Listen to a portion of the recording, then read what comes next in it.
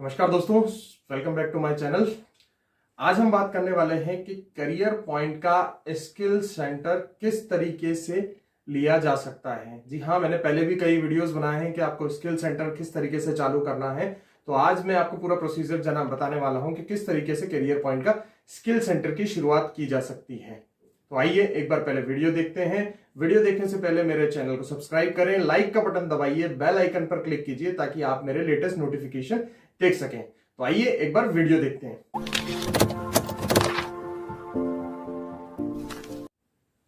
Career Point का centre centre लेने के लिए कुछ स्टेप्स हैं। वो स्टेप्स आपको मैं एक एक करके वन बाय वन करके मैं आपको पूरी स्टेप्स बता देता हूं। सबसे पहली जो स्टेप है वो है एफिलिएशन। जी हाँ, एफिलिएशन हमें सबसे पहले लेना पड़ता है करियर पॉइंट्स के स्किल सेंटर डालने के लिए। एफिलिएशन किस तरीके से लिया जा सकता है उसका पूरा प्रोसेस मैं आपको बता देता हूं। सबसे पहले हमें वेबसाइट पर जाना पड़ता है। वेबसाइट है www.cpisd.in, जो इस वक्त स्क्रीन पर भी लिखी हुई है। इस वेबसाइट पर जाना है आपको। इस वेबसाइट पर आपको एक एप्लीकेशन फॉर्म डाउनलोड करना है। अगर वहां आपको मिलता नहीं है तो आप डायरेक्ट हमारे नंबर्स पर कॉल कर सकते हैं। सबसे पहले आपको एप्लीकेशन फॉर्म पूरा भरना है। एप्लीकेशन फॉर्म में आपकी जो पूरी डिटेल है वो भरनी है। आपके पास सेंटर है वो कितना है, कितना एरिया है, कितने क्लासरूम है, कितने लैब है, ये पूरा का पूरा आपको उसमें एक एप्लीकेशन फॉर्म में पूरी डिटेल उसमें भरनी होती है कि आपका बस स्टैंड से कितना दूर है, आपका रेलवे स्टेशन से कितना दूर है।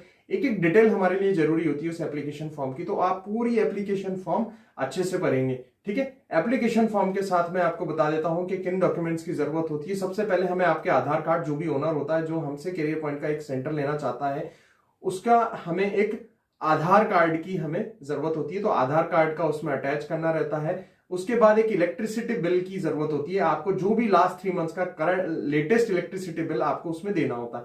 इसके साथ आप और हम एक एग्रीमेंट एग्जीक्यूट करते हैं इस स्कीम को रन करने का कि किस तरीके से आप स्किल सेंटर रन करेंगे। तो ये एक छोटा सा प्रोसीजर होता है। आपको एप्लीकेशन फॉर्म देना है, आधार आईडी देनी है, इलेक्ट्रिसिटी बिल देना है, रेंट एग्रीमेंट देना है, प्लस कुछ हमारे एफिलिएशन चार्जेस होते हैं वो आपको पे करना है।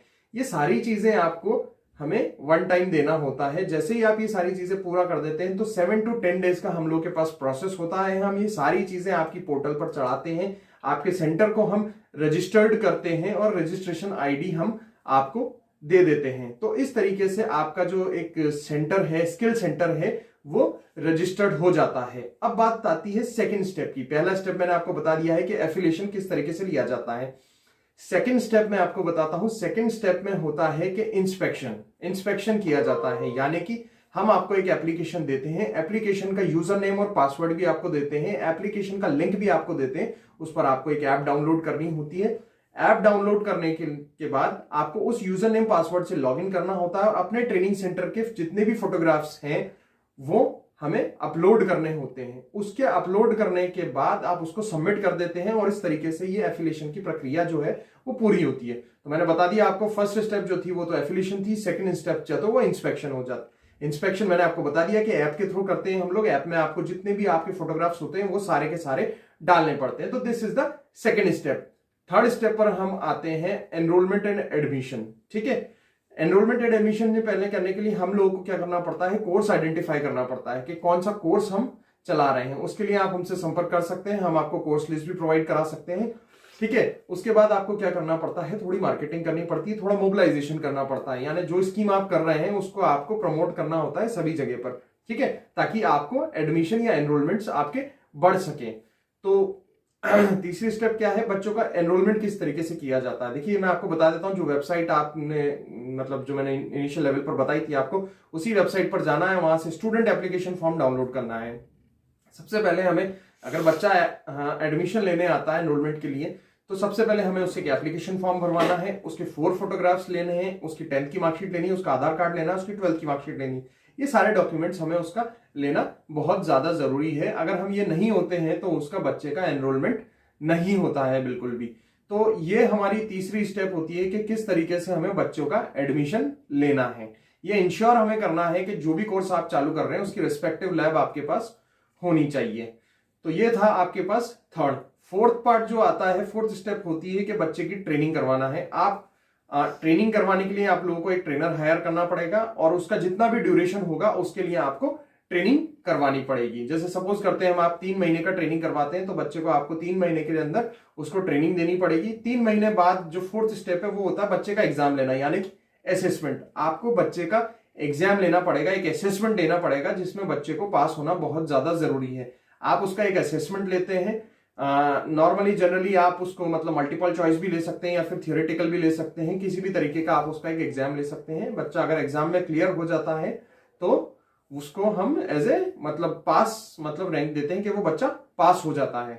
तो ये होता है ट्रेनिंग के बाद असेसमेंट फेज। बच्चे का आपने असेसमेंट कर लिया कि आपने 3 महीने में उसको कितना पढ़ाया है, उसका आपने असेसमेंट कर लिया है ना। जैसे 30 बच्चों का आपने बैच लिया है तो कितने बच्चे पास हो रहे हैं और कितने बच्चे फेल हो रहे हैं।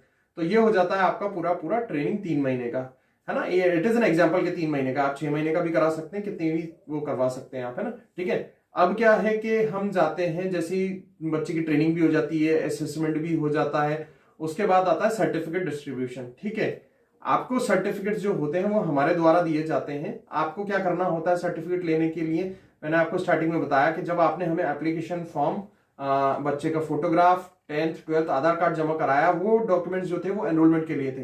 अब आपको सर्टिफिकेट रिट्रीव करने के लिए क्या करना पड़ता है, आपको बच्चे का क्वेश्चन पेपर, आंसर शीट और अटेंडेंस शीट और जो भी एग्जाम के टाइम पे फोटोग्राफ्स थे वो सारी चीजें, तो ये सारी चीजें आपको हमें सबमिट करानी पड़ती है। हम इनको वेरीफाई करते हैं, अच्छे से चेक करते हैं। अगर ऑल थिंग्स अगर सारी डन होती है, कोई दिक्कत नहीं होती है, तो हमारे यहाँ से आपके कैंडिडेट को जो है वो सर्टिफिकेट और मार्कशीट जो है वो इशू कर दी जाती है। मार्कशीट और सर्टिफिकेट इशू कराने के बाद हमें पूरी कोशिश करनी चाहिए कि हम बच्चे का प्लेसमेंट जो है वो करवा सकें। प्लेसमेंट के लिए अगर आपको चाहिए तो हम लोग आपको कंपनीज के लिंक प्रोवाइड करा सकते हैं, एचआर के कॉन्टैक्ट नंबर प्रोवाइड करा सकते हैं। आपको भी अपने लेवल पर उन बच्चों को प्लेसमेंट कराने की कोशिश करनी चाहिए। तो ये था एक छोटा सा वीडियो कि किस तरीके से हम एक करियर पॉइंट का स्किल सेंटर ले सकते हैं और सारे के सारे स्किल कोर्सेज चला सकते हैं, स्टूडेंट्स को ट्रेन कर सकते हैं और उनको प्लेसमेंट कर सकते हैं। इसका एक डिटेल्ड वीडियो मैं आपको इसी वीक बहुत जल्द बनाकर देने वाला हूं। जब तक जुड़े रहिए मेरे चैनल से। मेरा चैनल देखने के लिए बहुत बहुत धन्यवाद। Thank you so much guys, thank you so much.